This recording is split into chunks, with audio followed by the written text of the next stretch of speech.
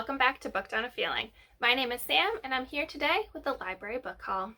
So, I mentioned in my previous video that I don't buy books too often. I don't really have the space, and I don't really want to spend all the money. I do, however, use my library quite a bit. And it's been very sad that during COVID I haven't been able to go to the library. Obviously, I'm completely understanding and behind the reasons why we can't go to the library. I don't want to endanger the lives of the librarians or the other patrons, so it's best that we couldn't go. As we've started to reopen a bit here in Massachusetts, we're now able to do curbside pickup. So I, of course, went online to the library website, checked their availability against my TBR, and just asked for a bunch of books that I've been wanting to read for some time. So I have them here today with me, and I thought I would go through. So the first book I wanted to highlight is Sunshine by Robin McKinley. I'm a little worried the entire time I do this video the lights are going to be reflecting off of the shiny covers, but whatever. So I picked up this book because it is part of the Make Your Myth Taker read along that I'm doing. It's for one of the prompts where there's a magic battle because I'm doing the witch path. And Sunshine is about a woman. I would say she's probably in her late 20s, early 30s, and it's kind of a weird mix of sci-fi and fantasy, and she kind of lives in this somewhat post-apocalyptic world where vampires and others they're called, so other creatures, supernatural creatures, are real. And she's a baker, and she runs into some vampires, and hijinks ensue. I've actually already read this one, and I will be including a review in my end of the month wrap-up, but a very interesting concept. The next is 800 Grapes by Laura Dave. I hadn't heard a ton of hype about this book, but I had a friend who read it and really enjoyed it, so I thought I'd give it a shot. From my understanding, it's about a 30-year-old woman who is about to get married and learns some disturbing secret about her fiance, and so she flees home to her parents' vineyard, only to find out some secrets that are part of the fabric of her family life as well. So different, very different from the supernatural book Sunshine. This is very much like it might even be chick lit, just more literary general fiction around families, the normal family, and the secrets that all families have. I am particularly excited for the setting. This one is set at a vineyard, and it just seems like a good summer read. Just, getting to hear the description of the lovely rolling hills and lots of delicious wine. I might pick myself up a bottle of wine to drink while reading this, so hopefully it is as good as it looks. Next, I have The English Patient by Michael, and I'm gonna butcher this name, Ondaatje? I know the double A is a really long sound, and J's are kind of a y sound. My Dutch isn't very good, to be honest. But this is a historical fiction novel set at the end of World War II in a villa in Italy. And it follows 4 different characters and how their stories intertwine. And it won a Booker Prize. I don't remember exactly when this was published, but it's kind of a new classic. And I've been meaning to read this for a while. And they had it in stock, so I figured I would check it out. Next one is The Animals at Lockwood Manor by Jane Healy. For this novel, instead of being set at the end of World War II, like The English Patient, this is at the beginning of World War II. And our main character is tasked with taking all of the exhibit materials from the Natural History Museum in London and transporting them out to Lockwood Manor, which is out in the countryside. So if, when the Blitz happens, when the bombings happen, the museum exhibits won't be destroyed. And I'm not really sure exactly what's supposed to happen in this one, except that there's some sort of mystery, like the exhibit materials move on their own, the animals end up in weird places. I don't think there's any supernatural element to it. I think it's more just of a murdery mystery thing. Or maybe they're ghosts. That would be pretty cool. I do like a ghost story. I'm going to hope for ghosts, but expect it's just a dude doing it.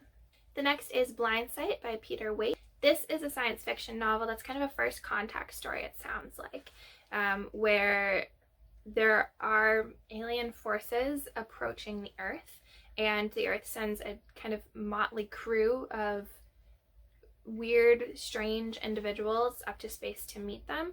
The descriptions of the characters in here sound really interesting. There's a linguist with multiple personalities. Some person, I think a biologist who's like part cyborg, a pacifist warrior, and a vampire, which I'm a little bit interested in because it's not... I talked about Sunshine being a combo of sci-fi and fantasy, and I'm seeing that more and more instead of something being just like straight sci-fi, straight fantasy. And if there's a vampire in here, maybe there's a tech explanation for what vampire means, but if not, then it's a combination of the two, and I'm interested to see how this plays out.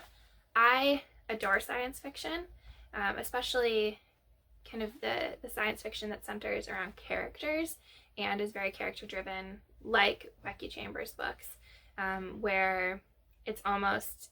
sci-fi is almost treated as fantasy. Like there's a scientific reasoning behind all the technology they have, but it's about the world building, and it really feels like a really settled world, and it's less about playing with the tech and more about the people living their lives within this very thoughtfully made world. So hopefully this lives up. I've heard good things about Peter Waite's writing, so I'm very excited about this one. The next book is Dark Matter by Blake Crouch. To the best of my knowledge, this is a bit of a YouTube darling. I think a lot of booktubers have read this and really enjoyed it. In this novel, our main character one day wakes up in, I believe, like some sort of hospital facility to find himself in a life that's completely different than the one he had previously. It sounds like some of the basics of his life are the same, but just enough is tweaked that it feels completely different. And I think a lot of it has to do with the struggle he'll face about whether to leave his old life behind or to continue in his new one. And it is a science fiction novel, so I'm interested to see how technology comes into play here. I don't know if this is a book that I'm going to love. The premise sounds interesting, but not something I would generally gravitate towards. But I've been meaning to read it for a long time, and I've heard good things about Blake Crouch, and he has other novels that looked interesting. So I figured I'd start with this one since it was available at the library. The last offering from my local public library is The City in the Middle of the Night by Charlie Jane Anders. I have read a book by Anders before, All the Birds in the Sky, and I really enjoyed it. This one, I'm not too sure about what this is all about. I haven't heard too much about it. From what I can gather, it is about a kind of desolate planet and a woman who lives among the beasts on the planet. It's kind of all I know and kind of all I want to know before I jump into this. It's not a very long book, so I'm interested to see how much world building can get done in such a short amount of time. I know a lot of sci-fi and fantasy books are epically long, partially because they have to engage the reader in such a different, startling environment. So I'm interested in how Anders is going to do that in this setting.